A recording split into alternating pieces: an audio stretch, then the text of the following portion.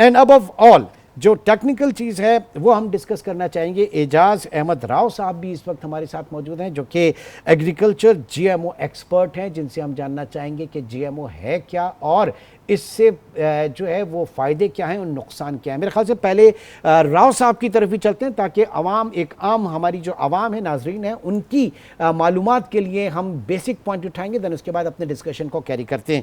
जी एजाज राव साहब, आप बताइएगा ये जीएमओ क्या है और जीएमओ फूड एंड फीड का इस्तेमाल दुनिया किस तरह से कर रही है और पाकिस्तान में क्या है, ज़रा थोड़ा सा बताइएगा इसके बारे में। जी बहुत बहुत शुक्रिया। जीएमओ बेसिकली जेनेटिकली मॉडिफाइड, आपने शुरू में आगाज़ में थोड़ा सा ब्रीफ कर दिया था। ये 1996 के अंदर इस पे काम शुरू हुआ और मुख्तलिफ क्रॉप्स के अंदर इसको मुख्तलिफ किस्म के जीन को सेलेक्ट करके शुरू में तो यही प्रोग्राम में था कि जी इसकी बीटी जीन जब हम डालेंगे तो हमें पेस्ट रेजिस्टेंस की जो है उसका बेनिफिट होगा और पेस्टिसाइड रिड्यूस होगी। किसी हद तक हम लोग यील्ड बढ़ाएंगे। अब पहले तो कहते थे हम यील्ड इससे खासा सिग्निफिकेंट इंक्रीज कर सकते हैं, लेकिन बाद में इन्होंने थोड़ा सा टर्न लिया कि नहीं जी ये तो थोड़ा सा प्रोटेक्शन से जो सेविंग होगी वही यील्ड बढ़ेगी, क्योंकि डाटा शो ये कर रहा था कि यील्ड सिग्निफिकेंट इंक्रीज नहीं हो रही।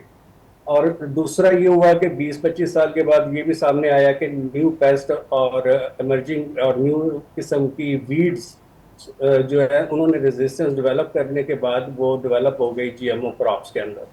अब जीएमओ क्रॉप्स के अंदर जो है मुख्तलिफ किस्म की क्रॉप शुरू में इंट्रोड्यूस कराई गई, जिसमें बीटी कॉटन के नाम से या बुलगार्ड कॉटन के नाम से थी। दूसरे नंबर पे सोयाबीन था और मेज थी, और साथ के साथ फिर मुख्तलिफ लोगों ने मुख्तलिफ क्रॉप्स के ऊपर इसका एक्सपेरिमेंट किए, और उनका मेजर गोल यही था कि वो किसी तरीके से इस टेक्नोलॉजी को, ग्रीन रेवोल्यूशन जो आया था उसके साथ साथ एक नया इनकलाब लेकर आए जीन के नाम से।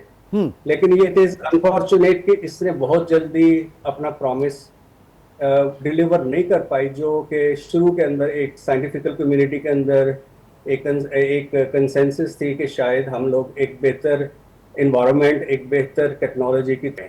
लेकिन ये बीटी कॉटन का पाकिस्तान के अंदर भी तजर्बा हुआ।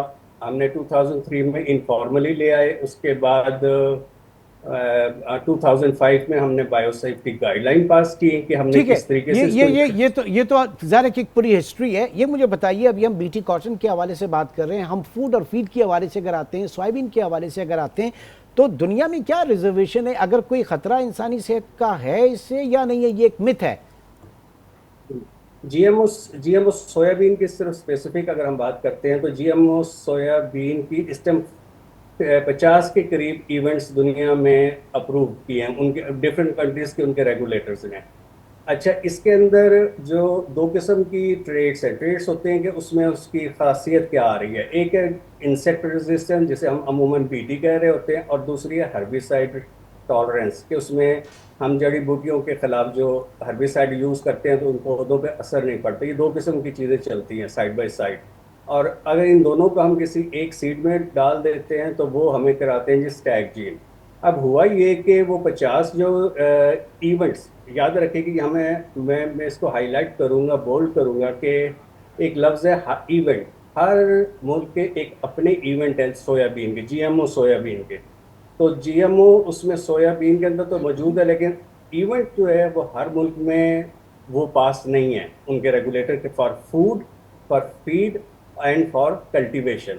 अब फॉर एग्जांपल मैं अगर 50 में से अमेरिका को सिर्फ डिस्कस करूं, यूएसए क्योंकि पॉइनियर है इसके अंदर, तो वहां पे सिर्फ 26 जीएमओ सोयाबीन इवेंट्स जो है अप्रूव्ड हैं। ओके और उन सर, वक्त 26 वक्त वक्त की ज़रा किल्लत है, लिहाजा मैं चाह रहा हूँ कि ज़रा थोड़ा सा हम उस टॉपिक के ऊपर आ जाएं कि जनाब इसमें इंसानी सेहत के लिए कोई ख़तरा है या नहीं है। ये मिथ जो है, मैं इसके ऊपर जवाब चाह रहा था। लेकिन जब भी कोई नई टेक्नोलॉजी आती है ना, उनके हेल्थ हैजर्ड्स आहिस्ता आहिस्ता करके सामने आने लगते हैं। अब इससे जीएमओ सोयाबीन के ऊपर हम लोग यूज़ करते हैं ग्लाइसोसल्फेट, दूसरे मतलब में राउंड अप, जो कि मोनसेंटो ने किसी ज़माने में बनाई थी, एक वीडीसाइड। 2015 में डब्ल्यूएचओ की पूरी टीम ने डिक्लेयर किया और उनकी वेबसाइट पे आज भी मौजूद है कि इट इज कार्सिनोजेनिक, या फिर दूसरे मतलब में काज कैंसर इन ह्यूमन।